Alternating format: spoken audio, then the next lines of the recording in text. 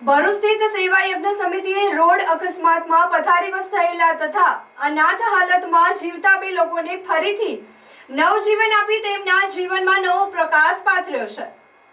રાજસ્થાનના જાલોર જિલ્લામાં રહેતા 45 વર્ષીય કિશોરભાઈ રાજપૂત કામ અર્થે જુલાઈ મહિનાની શરૂઆતમાં ભરૂચ આવ્યા હતા।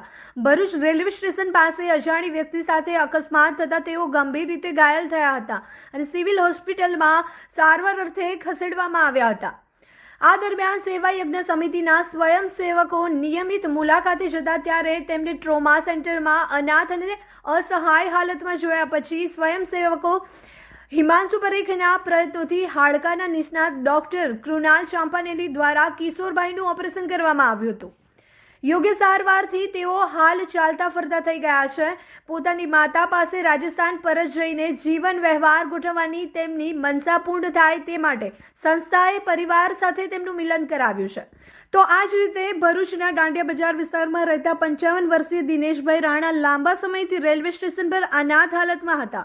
રેલવે સ્ટેશનના સુપ્રિન્ટેન્ડન્ટ શૈલેષભાઈ પિલઈ દ્વારા જાણ થતા સેવા યજ્ઞ સંસ્થાની ટીમને અનાથ ગરડાઘરમાં આશ્રય આપી યોગ્ય સારવાર કરાવી હાલ તેઓ સંપૂર્ણ સાજા થઈને ફરી ચાલવા લાગ્યા છે। સંસ્થાની સેવા પ્રત્યે આભાર વ્યક્ત કરતા દિનેશભાઈએ બાકીનું જીવન ગરડાઘરમાં સેવા આપવાની ઈચ્છા વ્યક્ત કરી છે। સેવા યજ્ઞ સમિતિએ અત્યાર સુધીમાં અનેક અનાથ અસહાય પ્રભુજીઓને તેમના પરિવાર સાથે મિલન કરાવ્યું છે। જેમના કોઈ સગા સ્નેહી નથી તેઓ પોતાના પરિવાર સમજી જીવનભર સેવા આપી ખરા અર્થમાં સેવા યજ્ઞ નામને સાર્થક કર્યું છે। સંસ્થા છેલ્લા 26 વર્ષથી ગરીબ અનાથ દર્દીઓ માટે મેડિકલ ક્ષેત્રે ભોજન સેવાઓ, એમ્બ્યુલન્સ સેવાઓ સાથે સાથે અનાથ ગરદાઘર પણ ચલાવી રહી છે।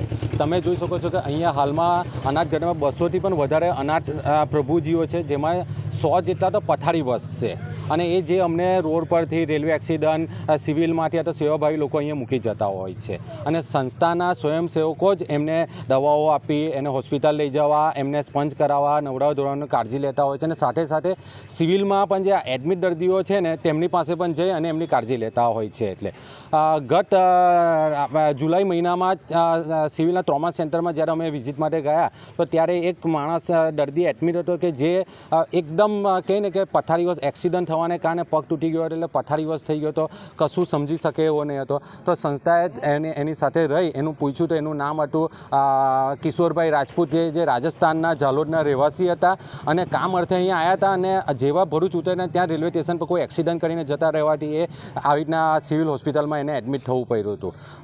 સંસ્થાના સ્વયંસેવકોએ ડૉક્ટર કુણાલ સરના અંડરમાં, ઓર્થોપેડિક સાહેબના અંડરમાં એમનું ઓપરેશન કરાયું અને તમે જોઈ શકો છો કે હવે એ ચાલતો પણ થઈ ગયા છે અને એની ઈચ્છા એવી છે કે હવે હું મારા ઘરે જ જતો રહું જ્યાં મારી માતા સાથે રહીશ અને ત્યાં કામ ધંધો કરી અને પોતાને માતાની સેવા કરીશ।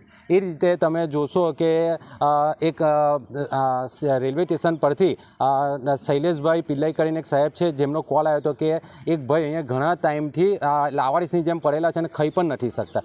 સંસ્થાની ટીમ તરત ત્યાં ગઈ અને એમને ત્યાંથી અનાથ ગરદાઘરમાં આશ્રય માટે લઈ આવી। જ્યારે એમને વાત કરતાં ખબર પડી કે ભાઈ એ દિનેશભાઈ રાણા છે અને ભરૂચના જ રહેવાસી છે દાંડિયા બજારના અને વરસાદને કારણે જ્યારે ઘર પડી ગયું એટલે પછી ભિક્ષુક હાલતમાં થઈ ગયા હતા। આજે તમે એમને સારવાર કરાવી અને આજે એ ચાલતા પણ થઈ ગયા છે અને એમનું કોઈ સગુવાલું નહીં આવવાથી આજીવન એ અહીંયા જ રહેશે। એટલે કહીએ ને કે સંસ્થા ઘણા બધા આવા અનાથ પ્રભુજીઓ છે તેને સાજા કરીને એમના ઘરે તો મોકલે જ છે પણ સાથે સાથે જે લોકોના કોઈ છે નહીં તેને પોતાના મા બાપ સમજી અને આજીવન એની માવજત કરે છે। એટલે